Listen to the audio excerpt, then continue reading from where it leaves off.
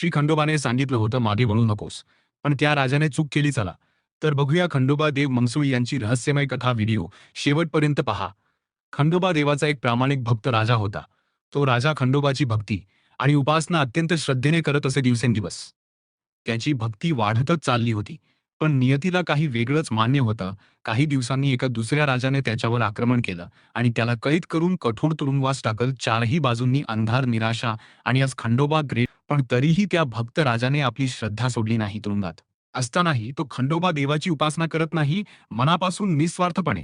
त्याच्या या अखंड भक्तीने प्रसन्न होऊन खंडोबा त्याच्या स्वप्नात प्रकट झाले आणि म्हणाले, लवकरच एक घोडा तुरुंगात येईल, त्यावर बसून शांतपणे जाऊन जा, पण लक्षात ठेव, मागे वळून पाहायचं नाही, इकडे तिकडे पाहायचं नाही. राजा जागा झाला आणि मी मनात आशा निर्माण झाली.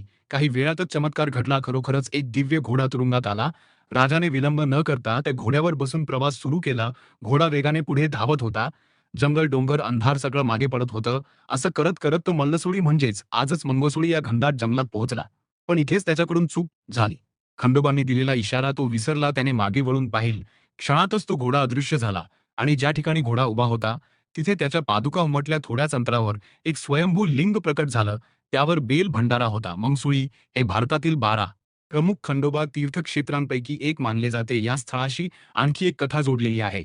मणी आणि मल्ल हे 2 बलाढ्य दैत्य होते. त्यातील मल्ल दैत्याला खंडोबाने याच ठिकाणी सुळीवर चढवले. संस्कृतमध्ये सुळी म्हणजे भाशी, म्हणूनच या ठिकाणास नाव आधी मल्लसरी आणि नंतर मंगसुळी. चैत्र शुद्ध 10वी ते पौर्णिमा या 5 दिवसांत लंगर म्हणजे 27 नक्षत्रांची साखळी तोडली जाते.